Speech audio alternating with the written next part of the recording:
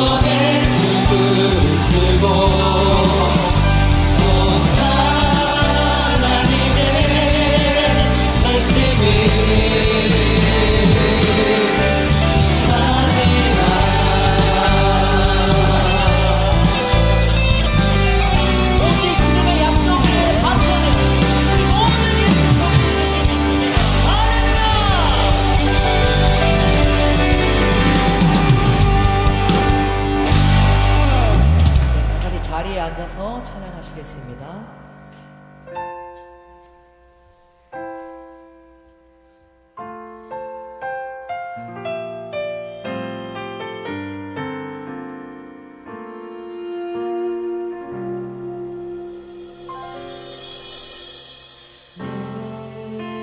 예수 사랑합니다. 사랑합니다. 온 마음 다하여 오직 주님 한 분만 간절히 도원하니라. 예수 사랑합니다. 예수 사랑합니다. 사랑합니다. 온 마음 다하여 오직 주님 한 분만 간절히 원합니다.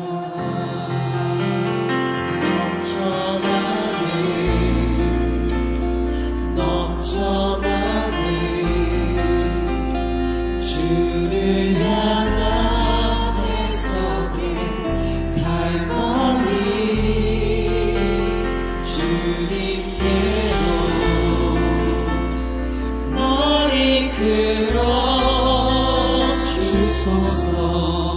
주님을 더 원합니다.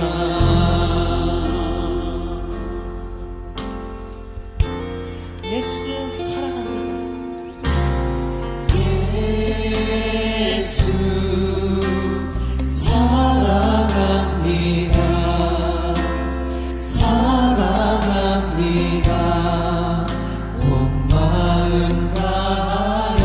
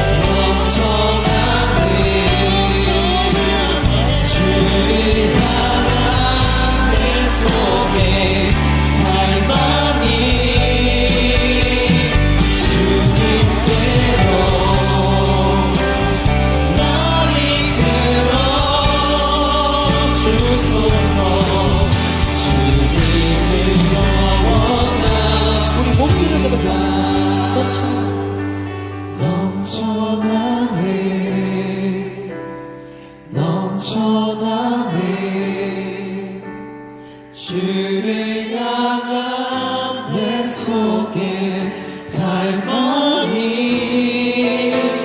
주님께로 날 이끌어 주소서. 주님을 더 원합니다.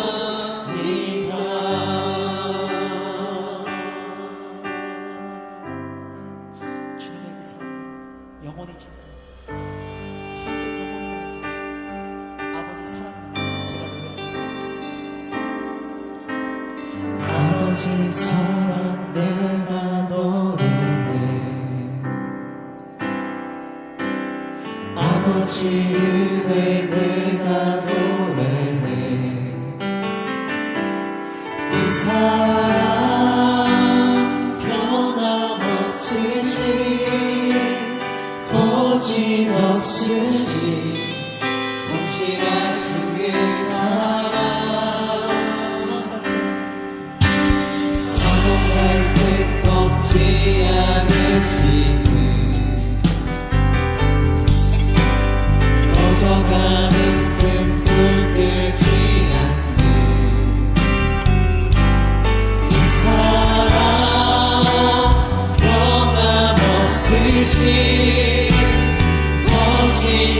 거짓없으신 성실하신 그 사랑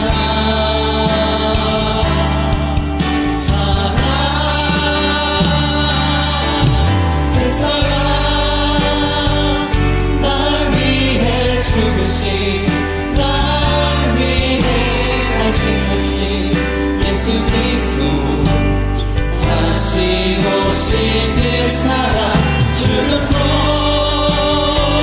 생명도 천사도 하늘의 어떤 곳에도 끊을 수 없는 영원한 그 사랑 예수.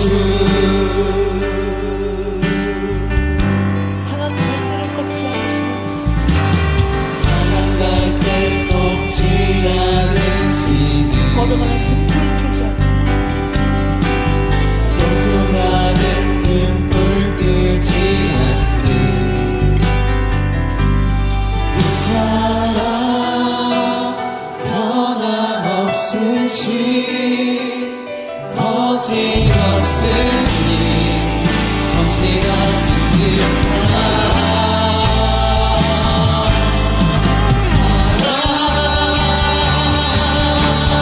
그 사랑 날 위해 죽으신 날 위해 다시 사신 예수 그리스도 다시 오신 그 사랑 죽음도 생명도 천사도 하늘의 어떤 권세도 끊을 수 없는 영원한 그 사랑 예수. 그 사랑 날 위해 죽으신 날 위해 다시 사신 예수 그리스도 다시 오신 그 사랑 죽음도 생명도 천사도 하늘의 어떤 권세도 끊을 수 없는 영원한 그 사랑 예수. 그 사랑 날 위해 죽으신 날 위해 다시 사신 예수 그리스도 다시 오신 그 사랑 죽음도 생명도 천사도 하늘의 어떤 권세도 끊을 수 없는 영원한 그 사랑 예수. 오직 주님의 귀하신 그 사랑을 찬양합니다. 이 시간 저희 삶에 강력히 임한 주님의 인재를 체험합니다. 정말 이 시간 예배를 통해서 성령 충만해주시고 저희가 더욱더 주님의 인재를 찬양할 수 있도록 역사해 주셔서 오직 주님만을 찬양합니다. 오직 주님만을 경배합니다. 정말 이 시간 예배를 통해서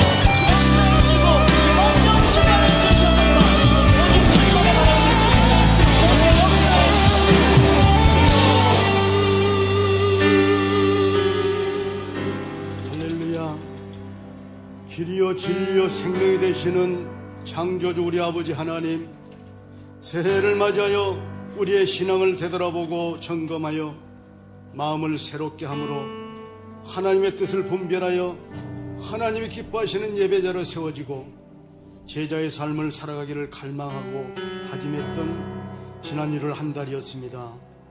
그러나 죄로 물든 질펀한 세상에서 한순간도 죄로부터 자유롭지 못하여 그리스도인답게 살지 못한 저희들을 불쌍히 여겨주시고 용서하여 주시옵소서.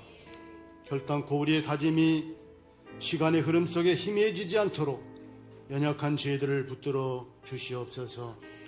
거룩한 날, 축복된 날 2월의 첫 주일을 맞이하여 주님의 보좌 앞에 죄인된 저희들이 나올 수 있게 시온의 대로를 활짝 열어주시니 참으로 감사합니다. 이 시간 마음과 뜻과 정성을 다해 신령과 진리로 경배와 찬양을 올려드리오니 모든 영광을 우리 주님 홀로 받아 주시옵소서. 오늘도 하나님의 말씀을 전하시는 이우재 목사님께 영육을 강건케 하시고 성령 충만하여 선포된 말씀을 우리가 붙잡을 때 말씀이 능력이 되어 우리로 깨닫게 하시고 새롭게 하시고 변화받는 놀라운 성령의 역사가 일어나게 하여 주시옵소서. 안식월로 재충전의 시간을 갖고 계시는 담임 목사님께도 영육의 강건함과 새 영으로 충만히 부어주셔서 올 한 해 힘있게 목회사역 잘 감당하실 수 있도록 축복하여 주시옵소서. 원로 목사님께도 강건케 하셔서 노후까지도 사명 잘 감당할 수 있게 축복하여 주시옵소서. 새봄 사역이 준비 중에 있습니다. 만물이 소생하는 새봄에 양육과 훈련, 제자학교와 제자대학, 행복모임, 도고기도 사역, 전도사역 등 모든 사역에 열정으로 참여하여 개인의 영적 성장을 이루고 성령과 은혜가 충만한 교회 공동체를 이루게 해 주시옵소서. 2월 4일부터 2월 12일까지 9일간 인도 아웃리치에 3명이, 2월 23일부터 2월 28일까지 6일간 필리핀 아웃리치에 12명이 다녀오게 됩니다. 열방을 향한 선교의 비전과 영원 사랑의 마음을 선교의 현장에서 전하고 깊이 체험하는 선교 여정이 될 수 있게 도와주시고 이 모든 과정을 통해 믿음의 초석이 다져지고 성장할 수 있게 역사하시고 축복하여 주시옵소서. 또 2월 21일에 리더 캠프가 3월 7일에 회복 캠프가 진행이 됩니다. 우리 모두는 말씀과 기도와 훈련으로 성령 충만하여 영적 싸움에서 승리하는 한 해 되게 축복하여 주시옵소서. 필리핀에 파송되어 사역하시는 박주환 선교사님께 늘 건강하게 지켜주시고 열방의 복음 전하여 영혼 구원의 사명과 제자 삼는 세계비전을 이루어가는 사명 잘 감당할 수 있게 성령님 늘 동행하여 주시옵소서. 6월에 파송될 2명의 예비 선교사님도 준비 잘해서 하나님이 가장 기뻐하시고 하나님 나라의 최고의 가치 있는 사역이기에 차질 없이 파송받을 수 있게 도와주시옵소서. 하나님께 예배하는 일이 내 삶의 최우선순위가 되게 하시고 이 땅의 다음 세대들이 말씀 안에서 잘 양육되고 세워져 믿음의 계보를 잘 이어갈 수 있게 축복하여 주시옵소서. 새해 임명된 재직들과 각 부서에 임명된 일꾼들, 또 3월에 임직하는 임직자들 모두 하나님 앞에 존경함을 입어 충성스러운 일꾼들로 세워지도록 축복하여 주시옵소서. 육신의 질병이나 삶의 무게 때문에 힘들고 어려움에 처한 성도들을 위로해 주시고 치료와 회복의 은혜를 베풀어 주시옵소서. 모든 성도들이 가정과 직장과 사업장과 하시는 모든 일들이 잘 되게 하셔서 날마다 기쁨과 감사로 하나님께 영광 돌리는 성도들이 다 될 수 있게 축복하여 주시옵소서. 하나님 이 나라와 이 민족을 지켜보호하여 주시옵소서. 대통령을 비롯한 모든 위정자들이 공직자로서 바로 서서 상생의 정치를 하게 도우시고 민생 경제 회복이 속히 이루어져 소외계층의 국민들의 고통이 사라지게 하여 주시옵소서. 위기에서 이 나라를 구원해 주시옵소서. 복음에 빚진 우리나라입니다. 온 열방에 복음 전하여 선교적 세계비전을 이루는 우리나라가 되게 하여 주시옵소서. 오늘도 예배를 돕는 할렐루야 찬양대와 카리스 찬양단의 영감 있는 찬양과 모든 예배인들의 헌신을 올려드립니다.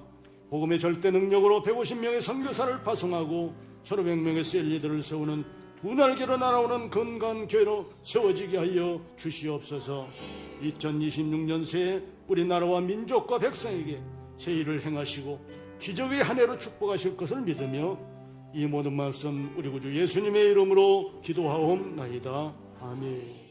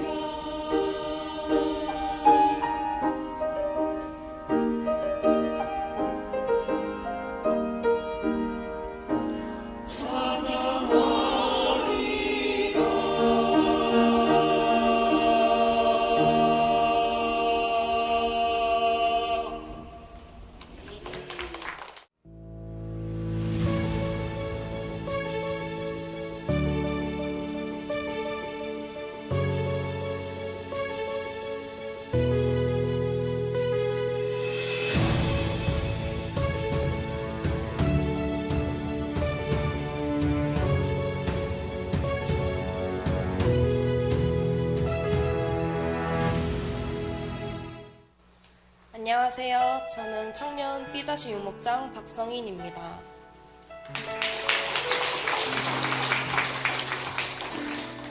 모태신앙으로 태어난 저는 어릴 때부터 하나님은 제게 당연한 존재로 여기며 자랐습니다. 하지만 저희 가족이 이사를 하게 되면서 다니고 있던 교회를 떠나고 새로운 곳에서 교회 정착이 잘 되지 않아 가족 모두가 하나님과 멀어지게 되었습니다. 고등학교 때 만난 친구를 통해 예일교회를 종종 나왔지만 멀리 있는 대학교를 다니게 되면서 자취생활에 발이 묶이고 대학 문화와 세상이 주는 즐거움으로 차츰 교회는 잊고 지내게 되었습니다. 그러나 저를 항상 섬겨주었던 목장 식구들 덕분에 회복 캠프에 참여하게 되었습니다. 예전에 저는 회복 캠프는 왜 해야 하는 건지 지루하고 힘들기만 했었습니다. 그런데 그날의 회복 캠프는 은혜와 감동이 넘치는 잊을 수 없는 하루였습니다. 제 마음이 변하여서 회복 캠프에 푹 빠져들어가고 있음을 발견하였습니다. 술 취함을 즐겼던 저는 양육반 훈련을 받으며 그 술 취함의 흥미를 잊고 있었다는 것을 깨닫게 되었습니다. 하나님은 양육을 받고 싶지 않았던 저의 마음을 양육과 훈련이 주는 기쁨과 감사를 알게 하셨습니다. 하나님과 복음에 대해서 분명하고 새롭게 알아갈 수 있도록 저를 인도하셨습니다. 또한 지식적으로만 알고 있던 하나님을 인격적으로 만난 적이 단 한 번도 없었다는 걸 깨닫게 하셨습니다. 훈련을 지속 반복하면서 하나님을 만나 교제하는 신앙생활의 맛을 알게 하셨습니다. 개인주의가 너무나도 심한 세상 가치관이 바로 저의 가치관이었다는 것을 발견하고 충격을 받았습니다. 그동안 저는 이것이 트렌드이고 변화되어가는 세상을 잘 따라가는 열린 가치관이라고 생각하고 있었기 때문입니다. 하지만 양육 훈련을 통해서 올바른 성경적 가치관을 깨달으며 배우게 되었고 하나님이 주시는 평안함과 하나님의 자녀된 특권을 누리며 살게 되었습니다. 하나님의 사랑을 확신하며 믿음으로 기도할 때 가장 좋은 방법으로 채워주시는 하나님을 만날 수 있었습니다. 작년 봄 회사 퇴사를 앞두고 저는 가을 행복 모임부터 기도 제목이 있었습니다. 전에 퇴사한 선임이 회사를 좋지 않게 나가게 되었는데 그로 인해 이제 정당한 임금을 받지 못하고 계속해서 뒷담화가 나오는 것을 보게 되었습니다. 아울리치를 앞두고 일정을 조율해야 되는 저는 퇴사에 대한 두려움이 생겼고 퇴사를 해야 하는데 마땅한 이유가 없어서 고민을 하고 있었습니다. 거짓말을 하면서 퇴사를 하고 싶지 않았고 그보다 더 나은 방법으로 좋은 상황과 좋은 분위기 속에서 퇴사할 수 있도록 행복모임 멤버들과 같이 기도했습니다. 대표님과 면담 중 우연히 저는 아울리치에 대한 이야기와 일정을 말씀드리게 되었는데 일정을 뺄 수 없다면 퇴사를 생각한다고 고백했습니다. 대표님은 당황은 하셨지만 저의 생각을 존중해 주시며 퇴사 일정을 조율해 주셨습니다. 저의 계획보다 좀 이르게 말씀드린 거지만 하나님께서 저에게 담대함을 주셔서 입을 열어주신 것이라 확신했습니다. 퇴사를 앞두고 전에 퇴사한 선임처럼 퇴직금을 못 받게 될까봐 퇴사로 업계에 안 좋은 소문으로 남게 될까봐 염려했습니다. 저는 계속해서 기도했고 하나님은 저의 걱정과 달리 아주 좋은 분위기 속에서 웃으며 퇴사하고 임금도 퇴직금도 깔끔하게 다 받을 수 있게 하셨습니다. 더불어 퇴사 후에 있을 금전적인 문제도 구하지 않았는데 바로 일자리를 붙여주셔서 금전적인 어려움 없이 아울리치를 다녀올 수 있게 하셨습니다. 아멘. 하나님께서 모든 길을 인도하셨습니다. 하나님께 구한 것보다 더 좋은 것으로 응답해 주시고 구하지 않은 부분까지도 세심하게 채워주심에 감사를 드립니다. 그동안 행복모임에서 평안함을 얻었던 저는 제자대학 1학기 훈련을 하면서 행복모임의 리더로 복음을 선포하며 전하는 자가 되었습니다. 행복모임에 참여하는 것만으로도 은혜가 되었던 제가 직접 복음을 선포하니 그 기쁨과 은혜는 배가 되었습니다. 행복모임 인도자로서 열매 맺고자 하는 소망도 강력하게 생기게 되었습니다. 행복모임 리더가 되면서 인턴이 된 저는 셀리더가 되기에는 한없이 부족하다고 생각했습니다. 사람들을 섬기는 마음, 영혼을 사랑하는 마음이 와닿지 않아 부담과 두려움이 있었습니다. 이런 상태인 마음으로 셀리더가 되는 훈련을 하니 그동안 들었던 말씀들이 전부 제게 필요한 말씀으로 들리고 또 다른 깨달음이 생겼습니다. 이렇게 성장해야 하는구나 하며 배우는 것에 그치는 것이 아니라 이렇게 실천해 나가야겠다라는 다짐으로 바뀌게 되었습니다. 그리고 여름에 갔던 아울리치를 통해서 영원 사랑의 마음을 넘치도록 배우고 알게 하셨습니다. 새 학기에 걸쳐 훈련받은 하나님 나라 가치관과 세계 비전을 아울리치에서 복습을 하듯 모두 경험하게 하시고 명확하게 알지 못했던 세계 비전에 대해 알게 하셨습니다. 교회에 가는 것조차 힘들고 훈련은 부담스러워 받고 싶지 않았던 저는 훈련과 아울리치를 통해서 어느새 단기 선교사라는 헌신의 마음까지 주셨습니다. 단기 선교사를 결단하기까지 저의 걱정거리와 염려들은 모든 것들을 하나님께서 이미 다 해결해 주실 것을, 또 저의 인생을 다 계획해 놓으신 하나님을 확신하는 응답을 받았습니다. 그러나 훈련 방학 기간 중 사람들과 자꾸 감정적으로 부딪히는 일들이 생겨서 부정적인 감정들에 사로잡히고 매사에 예민하게 반응하는 영적 방해들이 있었습니다. 누군가 말을 걸면 눈물이 쏟아질 정도로 감정이 잘 다스려지지 않았습니다. 교회에서 사람들을 만나면 이런 모습의 나를 보이게 될까봐 계속해서 회피하고만 있었습니다. 이 상황을 알고 있던 동역자 친구들은 하나님 앞에서 해결하자며 저를 독려하였고 교회에 나갈 수 있는 용기를 주었습니다. 하나님 앞에 나와서 기도를 하니 저의 감정은 차분해졌고 이성적으로 생각할 수 있게 되었습니다. 어떤 상황이든지 하나님께 나와 간구하면 다 해결되는 것을, 감정적인 생각들로 하나님과 나 사이를 가로막는 영적 방해가 결국 하나님과 멀어지게 된다는 원리를 깨닫게 하셨습니다. 하나님은 여러 상황을 통해서 감정이 휘둘리지 않는 사람으로, 또 휘둘리더라도 하나님께 나아가는 방법들을 알게 하시기 위한 과정으로 저를 훈련시키신 것 같습니다. 선교에 나가기 전 제게 부족한 성품을 이미 만들어가고 계십니다. 앞으로 다가올 문제들도 이제는 두렵지 않습니다. 하나님의 사람으로 거룩하게 구별되어지는 나시린으로서의 삶을 살아갈 것을 다짐합니다. 이 다짐을 하나님께서 기쁘게 받아주셨고 제자대학 2학기 개강 캠프인 회복 캠프와 리더 캠프를 통해서 하나님께서 왜 이제야 저를 이 자리로 부르셨는지, 그리고 나시린의 삶을 고백하게 하신 하나님의 뜻이 무엇인지 알게 되었습니다. 나의 모든 경험과 나의 모든 것이 필요하기 때문에 지금이라는 때에 부르신 것이고 그 때가 하나님의 때임을 알게 하셨습니다. 이런 은혜 속에 2학기 훈련은 내 인생 처음으로 비전을 세우고 그 다음을 기대하게 되었습니다. 셀리더로서 인턴을 세울 때, 또 목장 식구들을 섬길 때 어떻게 해야 할지 막막한 저에게 길잡이가 되어주었고, 아울리치 때 받았던 세계 비전의 깨달음과 헌신에 대해 확실한 비전과 가치관이 생기게 되었습니다. 필독서를 읽을 때면 하나님이 주신 은혜와 감사가 넘쳐서 눈물이 났습니다. 양육 훈련을 받기 전 방황하며 떠나있던 저를 계속해서 섬겨주었던 친구와 목장 식구들이 있어서 감사합니다. 그 방황의 시간도 나랑 비슷한 상황에 놓여있는 사람들을 더 잘 이해하고 섬길 수 있는 깨달음을 주신 하나님께 감사합니다. 건강한 교회를 만나 올바른 가치관과 신앙생활을 알게 되고 평안한 삶을 사는 그리스도의 제자가 되게 하심에 감사합니다.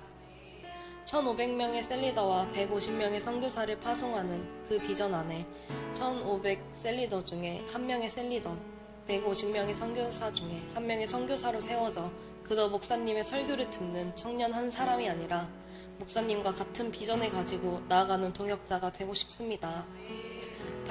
단기 선교사로 나가는 것이 내 나이에 늦었다고 생각했던 저는 아울리치와 지속적인 훈련으로 생각이 많이 달라졌습니다. 주님과 멀어져 보냈던 방황의 시간과 제가 겪어온 사회 경험, 또 셀리더로서의 경험들을 통해서 하나도 빠짐없이 사용하시기를 위해 저를 하나님의 때에 준비시키신 것임을 알게 하셨습니다. 하나님께서 나를 통해 하실 일들과 나의 인생을 계획하신 것을 확신하게 되며 미래에 대한 두려움이 사라졌습니다.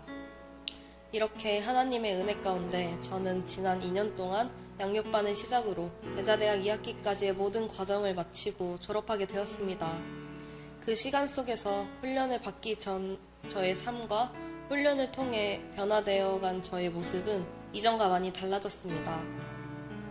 훈련을 통해 저는 하나님을 더 알아가며 하나님과 교제하는 하나님의 자녀로 살아가게 되었습니다. 또한 더 나아가 하나님의 일을 감당하는 주님의 제자로 세워지며 생각지도 않았던 셀리더가 되었고 아울리치를 통해 단기 선교사 헌신도 하게 되었습니다. 이를 통해 우리 교회 비전인 분에게 150, 1500 비전이 저의 비전이 되었고 그 비전을 이루시는 하나님의 일꾼으로 살아가고자 하는 삶의 방향이 분명해졌습니다. 선교지에 가서 하나님의 복음을 전하는 일꾼으로 쓰임받는 값진 일을 감당하게 되어 기쁘고 감사합니다. 선교지에서뿐만 아니라 선교 사역을 마치고 돌아와 그리스도의 장성한 분량에 이르기까지 지속적으로 훈련을 받으며 더욱 성숙하고 성장하여 예일교회의 영혼을 세우는 셀리더로서 목사님의 동역자로 또 주님의 제자로 나아가겠습니다. 하나님 곁을 잠시 떠난 가족들이 저를 통해서 다시 복음을 깨닫고 주님께 돌아올 수 있기를 간구합니다. 세상 가치관만 추구하는 친구들에게 복음을 전하는 통로로 사용될 수 있기를 간구합니다. 하나님이 계획하신 저의 미래와 삶을 기대합니다.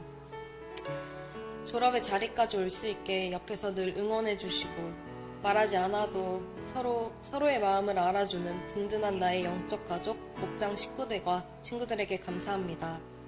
매 학기마다 같이 울고 웃으며 은혜를 나누고 같이 성장해가며 훈련을 받은 17기 동기들에게도 감사합니다. 매 시간마다 본이 되어주시고 열정과 사랑으로 양육해주신 목사님 감사합니다. 예수님을 본받는 목사님을 따라 비전을 이루는 청년이 되겠습니다. 마지막으로 저를 놓지 않으시고 사랑으로 기다려주시고 사랑으로 보듬어주시고 사랑으로 이끌어주시는 하나님께 감사드리며 모든 영광 올려드립니다. 감사합니다.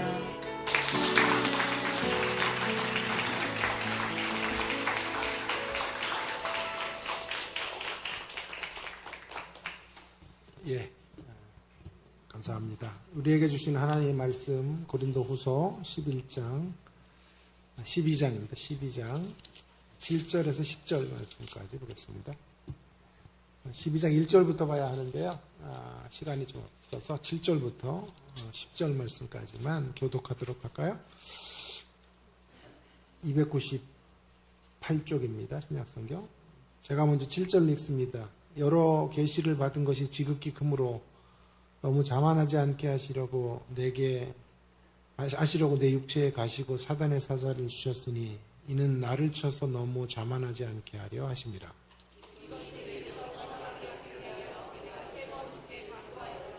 나에게 이르시기를 내 은혜가 내게 족하도다. 이는 내 능력이 약한 데서 온전하여짐이라 하신지라. 그러므로 도리어 크게 기뻐함으로 나의 여러 약한 것들에 대하여 자랑하리니 이는 그리스도의 능력이 내게 머물게 하려 함이라. 그러므로 내가 그리스도를 위하여 약한 것들과 능력과 궁핍과 박해와 곤고를 기뻐하노니 이는 내가 약한 그때가 곧 강함이라. 아멘. 예, 우리 시간이 많이 흘러서 간략하게 좀 말씀을 전하겠습니다. 오늘 본문의 말씀에서 우리가 제일 좀 흥미롭게 생각해야 되는 대목은 사도 바울이 자기를 어떻게 증명하고 있는가 하는 문제인데요. 사도 바울은 지금 사람들 앞에서 자신의 가시를 예찬하고 있어요. 가시를 예찬하고 있다. 자신의 약함을 예찬하고 있는 모습. 매우 흥미롭습니다. 왜 그런 거 하니 지금 이 고린도후서 12장의 말씀이 사실은 사도 바울의 사도권을 공격하는 사람들에 대하여 내가 참 사도다라는 것을 입증하는 메시지인 것입니다. 사람들은 사도 바울의 정통성을 인정하지 않았고 그의 사도됨에 대해서 많은 의문과 험담을 늘어놓게 되었습니다. 그런 사람들 앞에서 그가 내가 사도입니다. 내가 이래서 사도입니다. 라고 말하고 있는 거죠. 그런데 놀랍게도 사도 바울은 자신이 사도인 이유는 자신에게 가시가 있기 때문이다. 이렇게 말하고 있는 거죠. 그러니까 자기를 증명하는데, 자기를 피하라는데 거꾸로 가고 있는 거죠. 거꾸로. 그래서 거꾸로의 이미지. 여러분 선거철 같은 데 보면 어떻습니까? 서로 자기들을 입증하지요. 내가 이 지역의 적임자이다. 그래서 자신들의 약함은 숨기고 자신들의 강함과 장점들만 부각해서 나를 뽑아주면 이 지역이 바뀔 것이고 더 나아가 대한민국이 새로워질 것이다. 그런데 여지껏 바뀌지도 않았고 새로워지지도 않았어요. 어쨌든 그렇게 이야기를 하면서 온갖 자기가 가지고 있는 어떤 대단한 것들을 증명하려고 하지 않아요. 그런데 사도 바울은 지금 거꾸로 가고 있는 거죠. 거꾸로. 그래서 말씀의 제목을 제가 가시의 찬이라고 잡을까 아니면 거꾸로 이미지, 자기 증명. 아니 더 한 걸음 더 나가서 로꾸꺼 자기 증명법. 거꾸로의 마지막부터 하면 로꾸꺼거든요. 노래도 있어요. 로꾸꺼 하는 노래도 있는데 그렇게 잡을까 하다가 너무 튀게 하면 다음에 못 와요. 그래서 가시의 찬으로 해야 되겠다 하는 생각을 했습니다. 여러분 사도 바울은 지금 왜 이렇게 자기를 증명하고 있는 걸까요? 오늘 읽지 않았지만 1절부터 6절 말씀에 보시면 참 흥미로운 대목은요. 바울이 자기를 증명할 수 있는 더 강력한 패가 없었나? 그렇지 않았다라고 하는 것입니다. 자기 자신의 사도권에 대해서 어떤 의문을 제기하는 사람들 앞에 1절부터 6절에 보시면 그가 꺼내놓을 좋은 패가 있었어요. 성령의 어떤 강력한 체험에 대한 이야기들을 그는 갖고 있었어요. 사도 바울은 외적인 어떤 은사가 있었고 환상이 있었고 능력 같은 것들, 치유의 역사들을 가능케 했던 그런 사람들이었단 말이에요. 그런 사람이었단 말이에요. 바울은 그걸 꺼내서 그걸 자기를 신문하는 사람들과 자신의 사도권을 의문시하는 사람들에게 내가 이래서 사도야 라고 말하면 되는 것입니다. 심지어 오늘 본문에 그는 3층전에 다녀왔다 라고 말합니다. 그 누구도 갈 수 없었던 깊은 하나님의 세계를 보고 온 사람, 체험한 사람이에요. 그런데 그런 패들을 숨기고 있는 거죠. 그리고 자신이 지금 가장 연약하다, 육체에 가시가 있다 라고 하는 것으로 내가 하나님의 종이다 이렇게 말하고 있는 거예요. 그 육체의 가시가 무엇일까? 여러 가지로 좀 학자들이 토론을 하는데요. 안질일 거다 이렇게 주장하는 사람들이 있고 또 간질병을 앓고 있었던 그런 환자였을 거다 생각을 해요.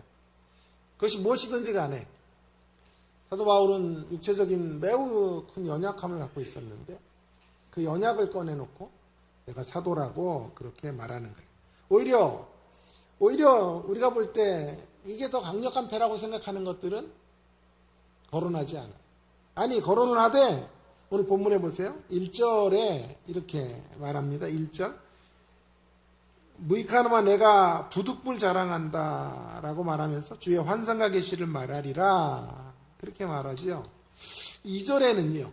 그런데 2절을 참 재밌게 봐야 되는데 내가 그리스도 안에 있는 한 사람을 아노니 14년 전에 그가 셋째 하늘에 이끌려갔다. 몸 안에 있었는지 몸 밖에 있었는지 나는 모르거니와 하나님은 아시느니라. 여러분 사도 바울은 지금 3인칭으로 이야기를 하고 있어요. 자기 자신이 이 체험을 했는데 우리 같으면 내가 이런 강력한 것을 경험했습니다. 그래서 내가 센 사람입니다.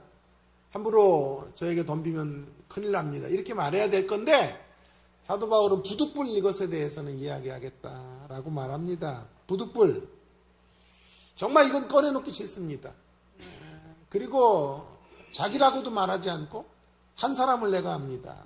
그 한 사람에 대해서 말하겠습니다. 이렇게 말하고 있는 거죠. 그러니까 자기 자신을 입증할 수 있는 인간적인 강력한 패들을 그는 사용하지 않으려고 하는 거예요. 자제하고 있는 거죠. 자, 그렇다면 질문이 생기죠. 왜 그랬을까요?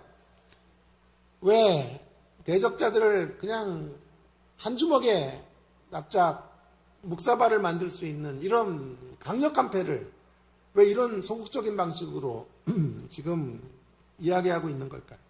아니, 차라리 말을 하지 않을 거면 아예 그런 이야기 자체를 하지 않아도 되지 않아요? 그런데 부득불 말하게 됐던 이유가 무엇일까요? 예, 이유가 있어요. 지금 사도 바울을 비판하는 사람들은 거짓 선생들이에요.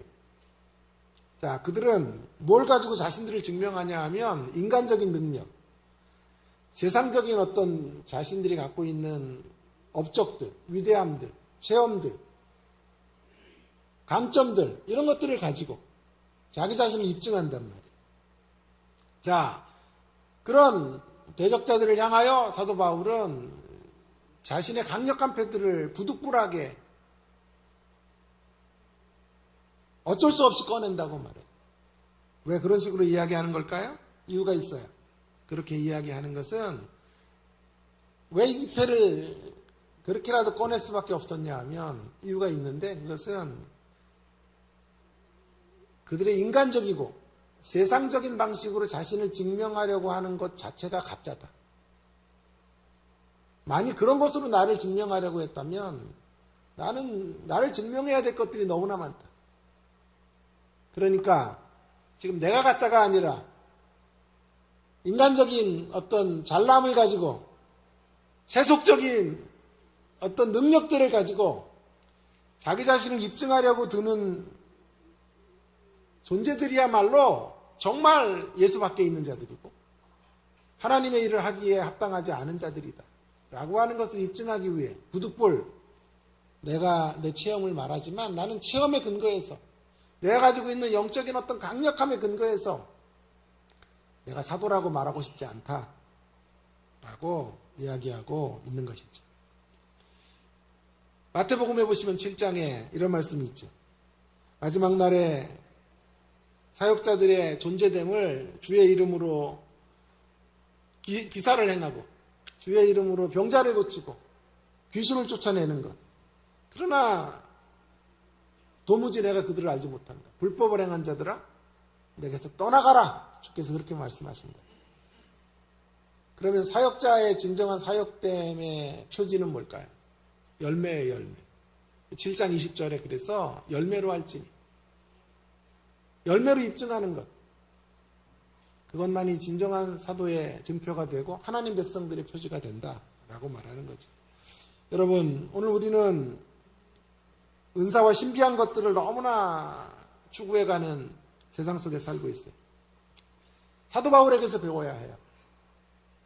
무슨 작은 체험만 하나 있어도 그걸 가지고 막 난리를 치고 내가 얼마나 센 사람인지를 입증하려고 드는 이런 우리들의 모습들. 어떻게 하든지 나를 피하라고 내가 가지고 있는 것 이상의 나로 포장해서 나를 말하려고 드는 이런 우리의 모습들 가운데 사도 바울의 이런 모습은 너무도 겸손한 모습입니다. 여러분, 지금은 이제 많이 사라졌지만 종종 저는 옛날에 이런 명함을 받은 적이 있어요. 목사님들을 만나면 명함을 건네요. 명함을 건네면 명함에 이름만 있는 것이 아니고요. 그 뒷면에 보면 온갖 이력들을 다 적어놨어요. 그 이력 가운데 무슨 회의, 회장. 근데 알고 보면 그 회원이 10명도 안 돼요. 뭘 그렇게 수식어가 많은지, 대단한 이력도 하나도 없는데, 그것들을 다 수식해놨어요. 그리고 이런 것도 있어요. 40일 금식 3번 하다. 그런 명함을 내가 딱 받으면요, 어떤 생각이 드냐 하면, 이 사람 대단히 세구나가 아니라, 환자구나. 얼마나 내적으로 공허하면, 이런 것으로라도 자기를, 이런 계급장 같은 거 달아서, 화려한 외투라도 거쳐서 자기 자신을 증명해야 된다고 생각하는 거죠. 너무 안타깝게도 성도들은 또 그런 목사님들 앞에 자기 인생을 맡기고 그런 목사님들을 또 대단하게 취급하는 이런 분위기가 한때 팽배했었죠. 사도 바울은 정반대로 가고 있어요. 정반대로.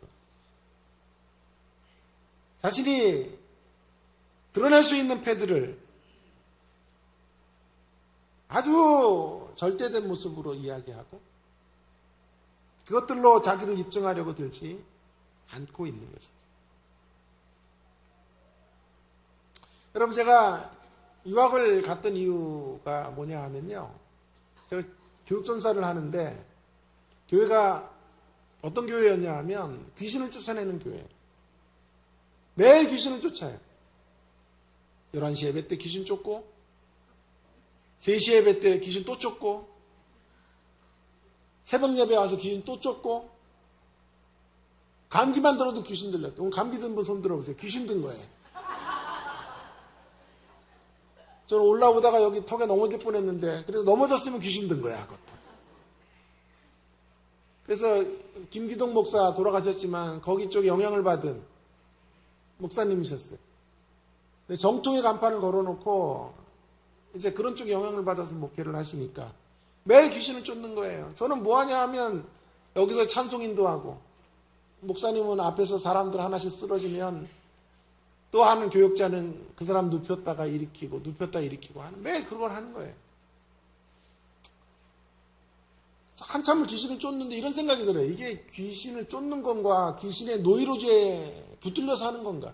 아니 한 번 쫓으면 그래도 한 일주일은 가야 될 거 아니야. 근데 또 월요일날 쫓고 화요일날 새벽에 또 쫓고 그 다음 주에 또 쫓고 그럼 귀신을 쫓아내는 게 아니라 귀신에 붙들려서 하는 거 아니야.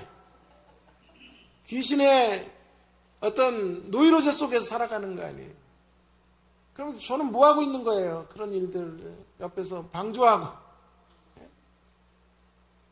찬양을 하나님께 드려야 되는데 분위기를 띄우는 찬양을 해요. 이런 게 너무너무 내가 속이 상했어요. 그래서 하나님 앞에 기도를 세게 했죠.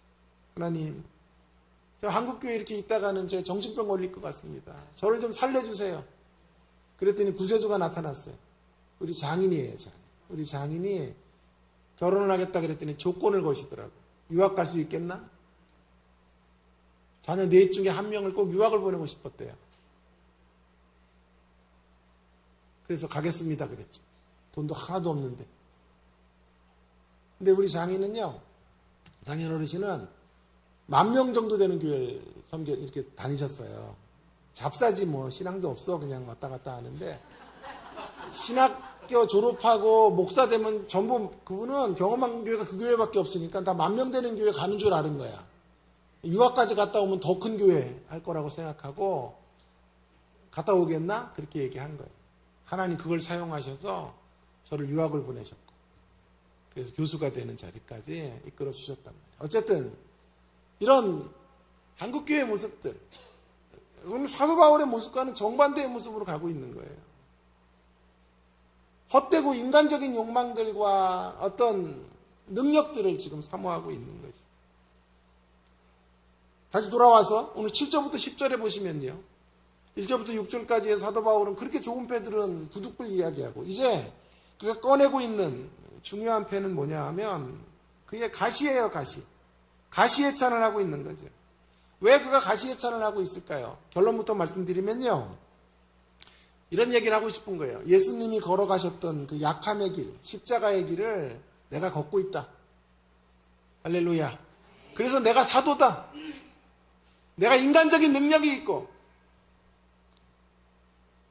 남이 경험할 수 없는 어떤 영적 체험을 했기 때문에 내가 사도가 아니라 내가 거짓된 사도들과 다른 거짓된 선생들과 차별화되는 대목은 나는 예수의 길을 따라가고 있는 사람.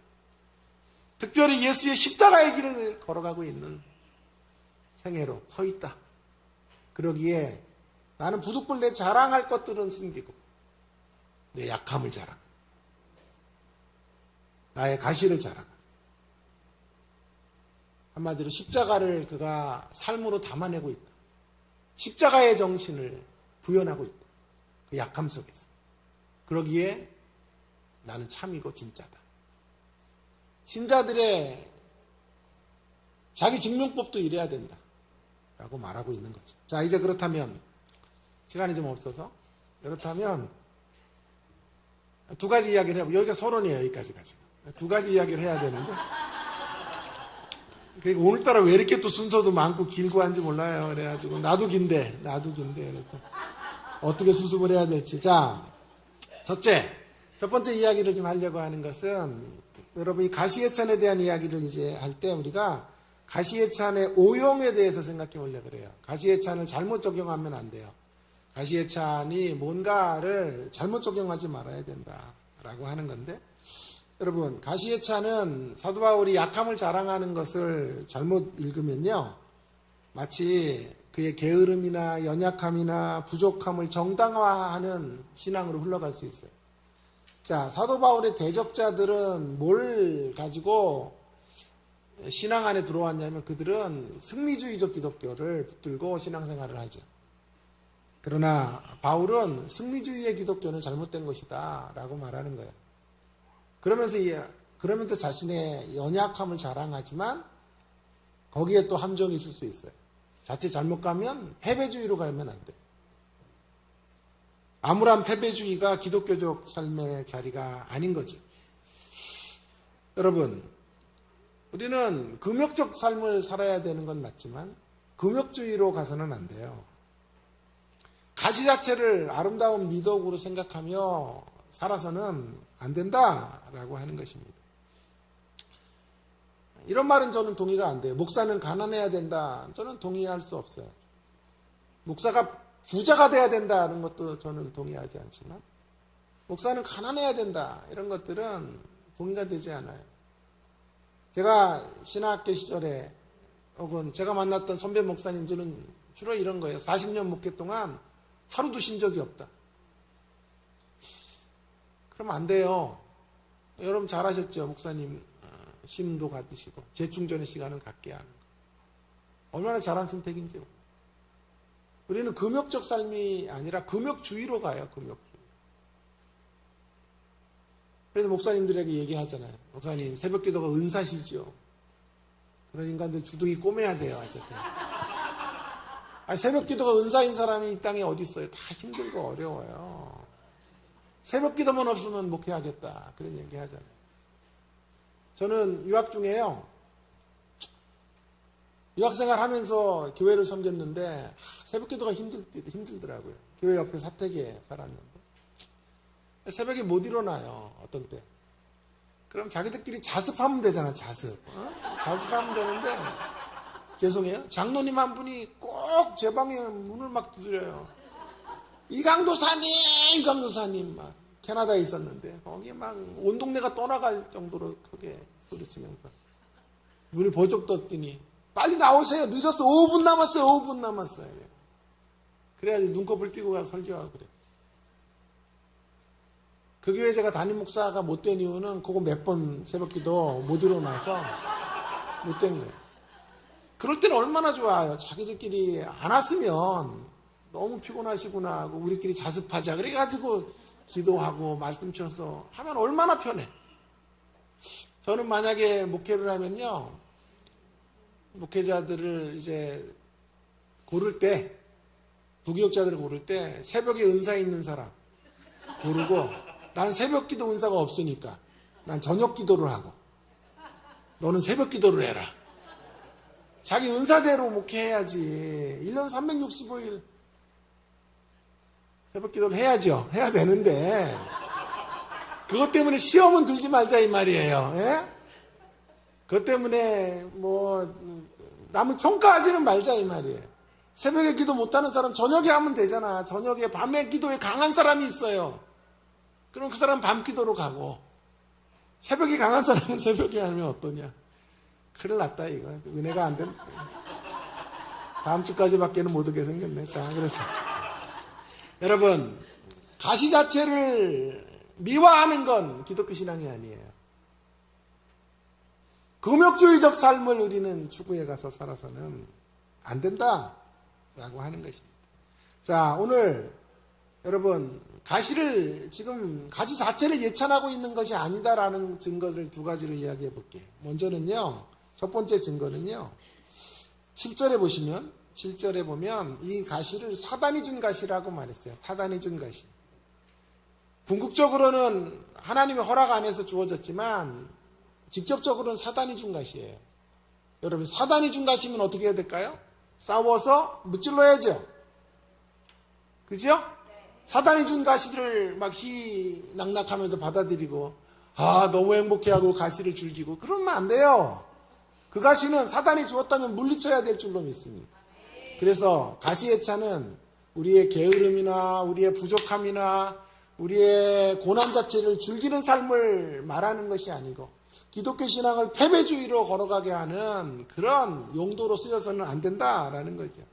두 번째는요. 두 번째 근거는요.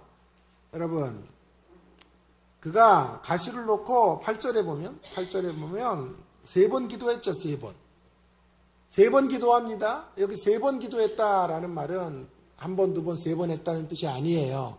우리 3세판 그러잖아요. 3세판. 그러니까 온전한 기도. 충만하게 기도했단 말이에요. 충만하게 기도했어요. 그러니까 무엇을 위해서? 가시가 물러가는 것을 위하여 기도할 수 있는 범위 안에서 최선을 다해 기도했다. 라고 하는 것이죠. 응답이 될 때까지 가시가 제거되기를 위해서 기도했다. 하나님이 왜 가시를 허용하셨는지를 분명하게 알 때까지 하나님의 분명한 계시가 자신에게 선명하게 붙잡힐 때까지 가시가 내게서 떠나기를 위해 3번 기도했다는 거예요. 그렇습니다. 여러분 고난 자체를 결코 우리가 예찬하는 것 이것은 성경적 기독교가 아니에요. 대부분의 우리의 고난과 약함은 물리쳐야 돼요. 여러분의 삶에 체념이나 뒷걸음질은 없어야 합니다. 도전하시고 승부수를 던지시고 용기를 내시고 싸워내십시오. 여러분의 환경을 극복해내세요. 가난도 극복하시고 질병도 싸워서 승리의 자리로 나가시고 여러분의 부족도 여러분의 노력과 몸부림으로 채워내세요. 그것이 기독교적인 신앙의 모습이에요. 우리가 주님의 뜻이 선명하게 알려질 때까지는 3번 기도하셔야 돼요. 그러니까 가시로 인하여 우리는 기도의 학교에 입소하셔야 돼요. 여러분에게 가시를 주신 목적 중에 하나는 기도의 학교에 들어와라. 기도의 학교에 입소해서 간청하시고 탄식하시고 하나님 앞에 부르짖는 우리가 되기를 간절히 바랍니다. 그 과정에서 하나님께서 왜 이 가시를 주셨는지를 알려주실 거예요. 그래서 그렇게 기도하면요 2가지를 경험하게 돼요. 2가지 중에 하나를. 하나는 고난을 해결해 주세요. 우리가 가시를 놓고 기도하는 과정에서 우리의 문제들을 물러가게 하시고 하나님의 역사를 경험할 수 있도록 은혜 베풀어 주실 거예요. 그렇지 않는다면 은혜가 족하다라고 말씀해 주실 거예요. 은혜가 족하다는 말은 됐어 그런 거 더 이상 나한테 따지고 묻고 강구하지 마가 아니라 우리가 누리고 갖고 있는 것들이 얼마나 더 풍성하고 위대한 것들을 지금 그 안에서 우리가 은혜 안에 살고 있는지를 하나님 안에서 깨닫게 하셔서 우리의 어려움들을 치환하고 더 높은 은혜와 성숙의 자리로 가게 하실 하나님을 찬양하는 자리로 우리를 이끌어 가실 거예요. 그러니까 여러분이 가시 앞에서 3번 기도하셔야 됩니다. 결코 실패자로 사는 것이 무능하게 사는 것이 초라하게 사는 것이 모자라게 사는 것이 성경적인 어떤 신자의 삶의 모습이 아니다라는 거죠. 그래서 제가 어록을 하나 만들었어요. 하나님은 우리를 모자라서 쓰시지 않아요. 중요한 말은 모자라도 쓰세요. 모자라서가 아니라 모자라도 쓰시는 거예요. 모자라서 쓴다 그러면 패배주의. 그러나 모자라도 쓰세요. 모자라도요 하나님을 붙잡으면 쓰는 거예요. 모자라기 때문에 하나님 앞에 엎드리면 쓰는 거예요. 능력이 없어요. 능력이 없는 자신의 한계들을 직시하고 진정한 능력자 앞에 손을 펼치면 빈손 들고 십자가를 붙잡으면 하나님의 역사가 시작되는 거예요. 그래서 우리의 믿음의 선배들 대단한 이력이나 대단한 악력이나 대단한 능력으로 일하지 않았어요. 모자란 것을 알고 겸손히 하나님 앞에 엎드려 하나님의 도우심을 구했기에 하나님이 그분들을 붙잡아서 하나님의 위대한 일들을 이루어내셨단 말이에요. 모자라서가 아니라 모자라도 쓰시는 하나님 앞에 전폭적으로 그분을 의지하는 우리가 될 수 있기를 주의 이름으로 축원합니다. 자, 이제 마지막 결론이죠. 마지막 참된 그럼 가시예찬의 의미가 무엇일까요? 가시예찬. 사도 바울은 왜 가시를 놓고 그렇다면 크게 기뻐한다고 말했을까요? 예. 이 대목을 바로 이해하기 위해서 우리는 한 실마리를 좀 풀어야 되는데 그게 뭐냐 하면요. 지금 사도 바울은 모든 가시에 대해서 예찬하는 게 아니에요. 잘 보세요. 사도 바울은 지금 가시의 종류들을 구분하라고 말하는 거예요. 가시의 종류는 두 가지가 있어요. 하나는 제거할 수 있는 가시가 있고 제거할 수 없는 가시가 있어요. 여러분, 어떤 가시는 제거할 수 있고 어떤 가시가 제거할 수 없는지 우리가 모르죠? 모르죠? 그러니까 어떻게 해야 될까요? 일단은 그것을 알기 위해서 3번 기도해야 된다고. 3번 기도하는 거예요. 그 가시를 일단은 물리치기 위해서 가시와 분투하며 싸워내야 하는 것이죠. 그런데 3번 기도하고 남은 가시는 3번 기도했는데 남겨져 있는 가시 3번 기도했음에도 불구하고 여전히 내 안에 들어와 있는 가시가 있어요. 그 가시는 제거할 수 없는 가시입니다. 그 가시에 대해서만은 어떻게 하라고요? 그 가시는 하나님께 올려드리면 돼요. 그 가시는 내가 고민할 가시가 아니에요. 그 가시를 하나님 앞에 올려드리면 하나님은 그 가시 때문에 망하고 패하고 무너지지 않게 하시고 오히려 그 가시로 인연하여 그 연약함으로 인하여 더 위대한 하나님의 역사 속에 하나님의 은혜의 물줄기 안에 쓰임받게 되는 생애로 이끌어 주실 것이에요. 가시예찬은 이미 엎질러진 물처럼 움직일 수 없는 것들에 대하여서만 예찬하고 있는 거죠. 우리가 바꿀 수 있는 것들에 대하여 핑계대고 사는 것 아니고요. 그러나 어찌할 수 없이 품고 가야 될 것들이 우리 삶에 있어요. 살다 보면 그런 가시들을 선천적으로 혹은 후천적으로 생활 속에서 만나게 돼요.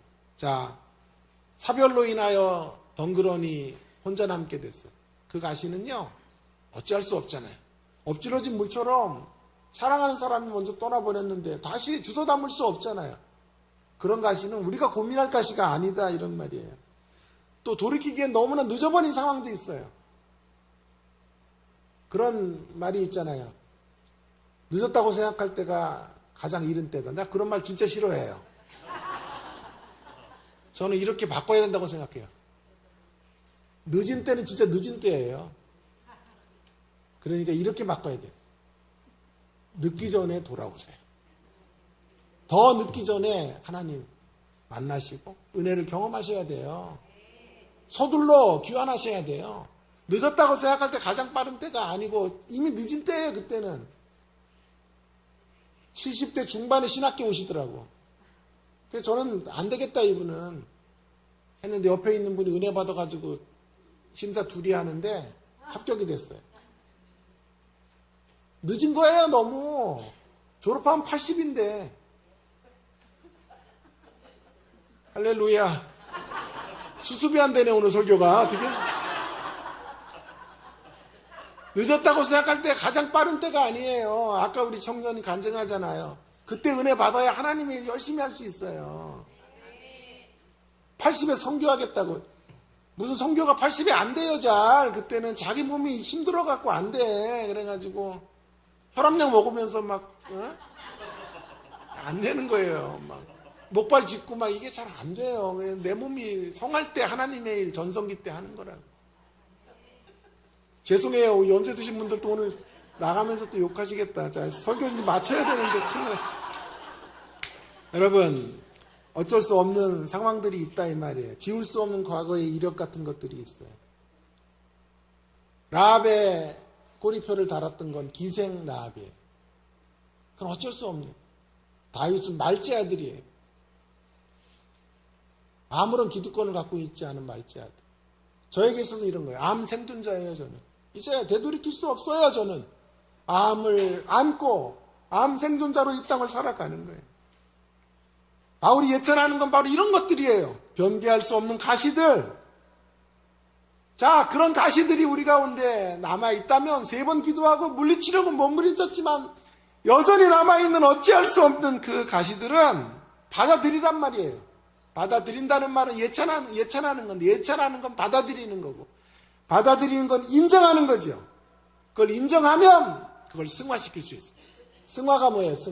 승화란 이런 거죠. 막 회사에 상사가 나를 힘들게 해요. 그래가지고 같이 욕하고 싸울 수는 없으니까 골프 연습장 가가지고 그 골프공을 그 상사라고 생각하고 이 죽일 놈 이러면서 골프를 치는 거예요. 그렇게 골프를 연습하다가 박세리가 되는 거예요. 그걸 승화라 그래요. 승화시켜가요. 설사 나의 실수로 주어진 변동할 수 없는 변동 불가능한 가시, 고난, 아픔일지라도 그것을 고민하지 마시고, 그것 때문에 좌절하고 절망하고 안타까워하지 마시고 그것을 하나님께 올려드리면 하나님은 더 큰 목적을 위하여 여러분의 연약과 여러분의 아픔과 여러분의 가시를 사용하실 거예요. 그래서 말제 아들이 이스라엘의 왕이 되는 역사로 나아가게 만드시고, 기생 라합과 같은 인생이 신약성경의 3-4번의 성경 가운데 기록이 되는 하나님의 구속 역사의 가장 소중한 자리에 역할들을 감당하는 존재로 삼아 주실 거예요. 다시 강조합니다. 3번 기도하고 남은 것들은 모두 하나님의 목적 안에 있는 것들이에요. 그분의 목적 안에 있는 것들로 절대로 우리는 손해보지 않습니다. 손해보지 않게 하실 거예요. 그걸 하나님에게만 드린다면, 그걸 하나님의 은혜의 역사 속에, 은혜의 물줄 가운데 하나님이 일하시도록 재료로 올려드릴 수만 있다면 하나님은 그것으로 더 위대한 역사들, 그 재료를 만들어서 삼아서 더 위대한 은혜의 역사, 역설의 이야기들을 펼쳐 가실 거예요. 그래서 그런 맥락에서 10절이 나오는 거예요. 10절을 같이 읽고 마치겠습니다. 10절 시작. 그러므로 내가 그리스도를 위하여 약한 것들과 능력과 궁핍과 박해와 곤고를 기뻐하노니 이는 내가 약한 그때에 강함이라. 아멘. 그래서 이런 긴 문맥 속에서 10절의 이야기가 나오는 거죠. 그러므로 내가 그리스도를 위하여 약한 것들, 능력과 궁핍과 박해와 곤고를 기뻐할 수밖에 없는 거예요. 왜 그래요? 이건 어찌할 수 없이 다가오는 것들이죠. 어찌할 수 없이 맞이해야 되는 것들. 그러나 거기서 기뻐할 수 있다고요. 내가 그 약함의 자리에 있을 때, 그때가 가장 강한 때예요. 그때가 하나님이 일하실 때이고, 그 연약함을 붙들고 하나님 역사하실 때이기 때문에 그렇습니다. 우리가 만약 연약해지지 않았다면, 승승장구했다면 나의 능력과 재주, 실력으로만 살았겠죠. 그리고 내가 얼마나 대단한 사람인지 입증하며 살다가 교회 안에 있어도, 신앙 안에 있어도 나의 나됨을 증명하며 살다가 끝났을 거예요. 내 안에 생산되는 것들로, 만들어지는 것들로 그거 붙잡고 살아갈 수밖에 없었을 거예요. 그러나 우리 가운데 연약이 있고, 우리 가운데 질병에 노출이 되고, 암이 찾아오고, 가난이 찾아오고, 여러 가지 아픔이 찾아오고, 그래서 내 실력으로는 내 인생을 해치고 나갈 수 없다는 한계 지점에 딱 도달하게 되는 거죠. 그리고 나의 나됨으로는 아무것도 할 수 없다는 지점에 서게 되는 거예요. 근데 그 지점이 하나님의 능력과 만나는 지점이에요. 그 지점에서 하나님 앞에 손을 들 때, 하나님 저로서는 아무것도 할 수 없어, 하나님께서 저의 모든 것이 되어 주십시오 라고 하나님의 이름을 부를 때, 그때 하나님의 은혜의 폭포수가 우리 가운데 쏟아 부어지게 되는 것이죠. 부활의 권능으로 우리가 그 죽음의 자리에서 일어서게 되는 것입니다. 강하고 잘 되기만 했다면 주님 안에 있어도 무게비중을 언제나 나에게 두고 내가 얼마나 센 사람인 것들을 입증하는 인생으로 살다 끝나버리고 말았을 거예요. 그러나 아픔이 있고 고통이 있고 변개할 수 없는 가시가 우리 가운데 찾아왔기 때문에 우리는 주님의 이름을 간절히 부르고 절박하게 부르다가 주님을 만나게 되는 것이고, 위대한 하나님의 새 역사 가운데 새 일들을 하나님과 함께 펼쳐가는 하나님의 통로로 쓰임받게 되는 것이죠. 그래서 내가 약할 그때가 강함이고, 나의 가시는 나를 기쁘게 하는 것이고, 나는 가시를 자랑하며 산다 라고 말씀하고 있는 것입니다. 결론을 맺겠습니다. 여러분, 오해하지 마세요. 가시의 차는 결코 나약한 삶을 의미하지 않습니다. 뜻없이 무릎 꿇고 사는 것이 아닙니다. 여러분의 부족과 연약에 대해서는 분투하시고 극복해내시고 도전하세요.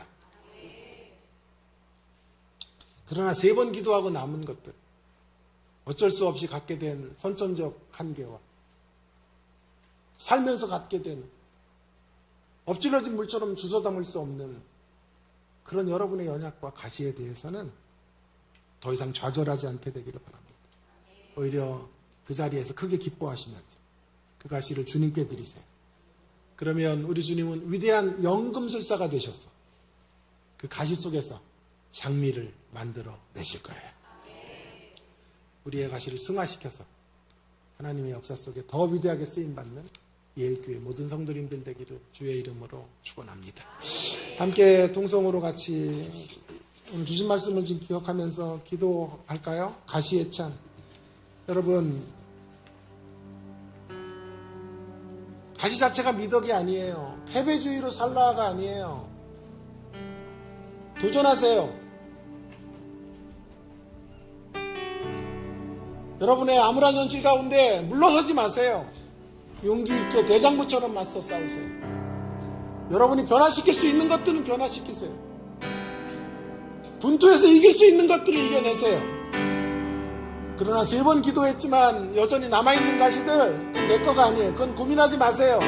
그것 때문에는 좌절하지 마시고 절망하지 않게 되기를 바랍니다. 하나님 앞에 올려드리세요. 그러면 말제 아들을 사용하셔서 하나님은 위대한 왕이 되게 하시고, 기생 라합을 쓰셔서 구속사의 가장 소중한 사람으로 사용해 주시는 놀라운 역전과 반전의 드라마를 이루어 내실 것입니다. 약할 때 그때가 강함입니다. 약함 때문에 좌절하지 마시고 3번 기도하고 남겨진 가시와 약함을 하나님께 올려드림으로 하나님의 강함을 경험하는 우리가 되기를 위하여 통성으로 한 1분 기도하고 마치겠습니다. 기도하십시다. 하나님 아버지, 은혜를 감사합니다. 주께서 오늘 저희들에게 귀한 말씀 주시고 하나님 말씀 가운데서 하나님 아버지 도전해 주시고 하나님 아버지께 삶 속에 있는 가시들에 대하여 우리가 먼저 싸워야 할 것을, 분투해야 할 것을 알려주시고, 그러나 3번 기도하고 남은 가시들에 대해서는 하나님 앞에 올려드려 우리 하나님의 역사 속에 그 가시로 인하여 오히려 더 온전하게 쓰임받고 더 힘있게 사용되어지는 하나님의 생애가 되어야 할 것을 알려주셔서 감사합니다. 하나님 아버지, 그런 의미에서 가시를 일찬하고 하나님 나중 가운데서도 하나님을 찬미하고 찬양하고 하나님 나아갈 수 있는 주의 선생님이 나아갈 수 있도록 은혜도 부어 주시옵소서.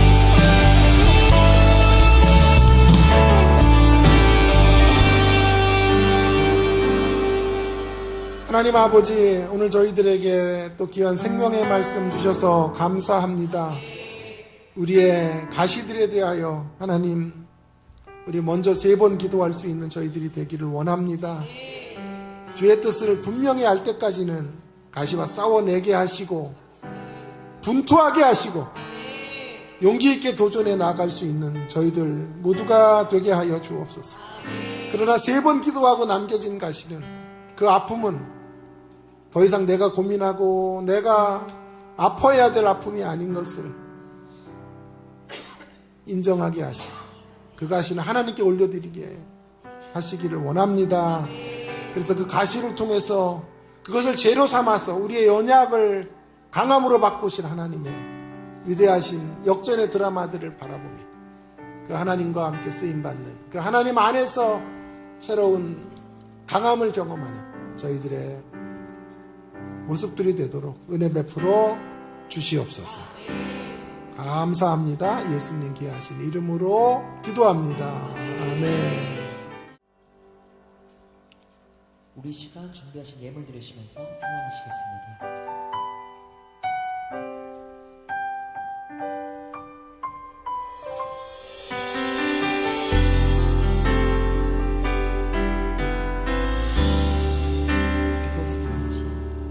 이곳에 임하신 하나님 나라 가난한 마음으로 바라보리라.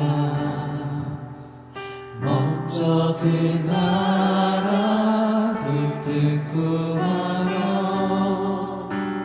나의 삶 드리리. 주님이 맡기신 하나님 나라 믿음의 눈으로 바라보리라. 하늘의 뜻이 이 땅 가운데 완성될 그날까지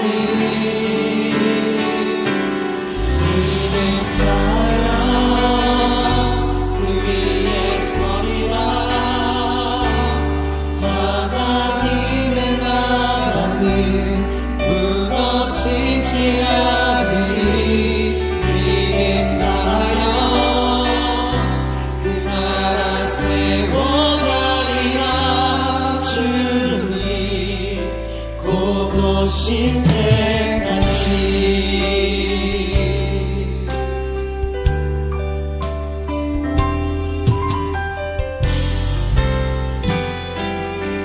이곳에 임하신 하나님 나라 이곳에 임하신 하나님 나라 가난한 마음으로 바라보리라.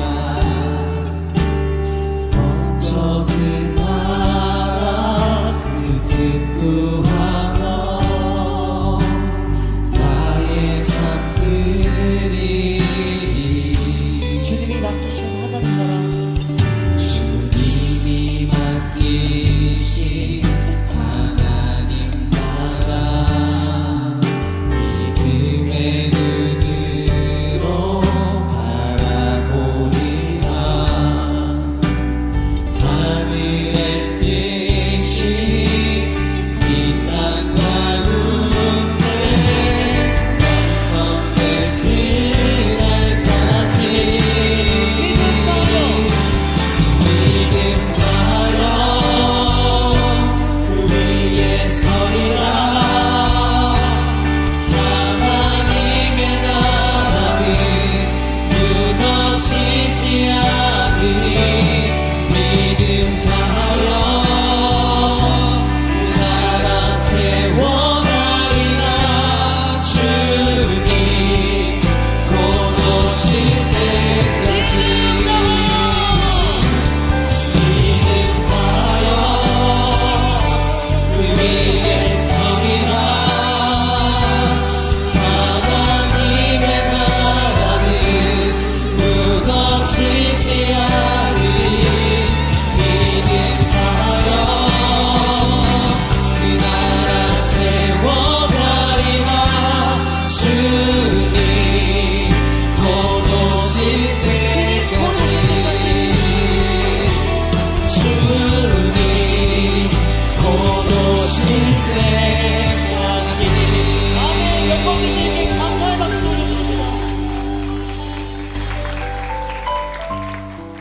우리 위해 기도하겠습니다. 하나님 아버지, 저희들이 또 순서를 따라 주 앞에 귀한 헌금을 올려드립니다. 감사 헌금을 드리고 선교 헌금을 드리고 각양의 목적 헌금들을 드립니다. 또한 주일 헌금도 11조도 주 앞에 올려드리오니 받으시고 예물 드린 손길에 우리 하나님께서 만복으로 갚아주시기 원합니다. 먼저 저들의 영혼이 주님 안에서 잘 되기 원합니다. 영혼이 잘 된 것처럼 범사도 잘 되고 이 땅을 사는 날 동안 강건한 축복들 받아 누릴 수 있도록 은혜로 함께하여 주시옵소서. 아브라함에게 주셨던 복 주시기 원합니다. 복의 수원지가 되게 하셔서 복의 통로로 쓰임받는 인생들 될 수 있도록 은혜 베풀어 주시옵소서. 헌금이 쓰여지는 곳에도 하나님의 사랑 전달되게 하셔서 많은 이들이 생명의 자리로 돌아올 수 있는 놀라운 역사 펼쳐지게 하여 주시옵소서. 우리 자녀들을 위해서 특별히 기도합니다. 부모의 때보다 더 힘있게 믿음으로 승리하는 하나님의 사람들 되게 하시고 우리 자녀들이 걸어가는 걸음에 시온의 대로가 활짝 열리도록 은혜 베풀어 주옵소서. 물된 동산과 같이 열매가 가득한 인생들 되도록 축복하여 주옵소서. 감사합니다. 예수님 귀하신 이름으로 기도합니다.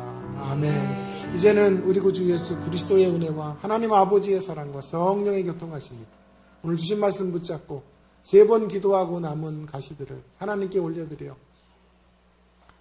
우리의 약함이 곧 하나님의 강함의 역사가 이루어지는 때임을 경험하고 체험하고 살아가기를 결단하는 여기 모인 모든 제 백성들 머리 위에 이제로부터 영원토록 항상 함께 계실지어다.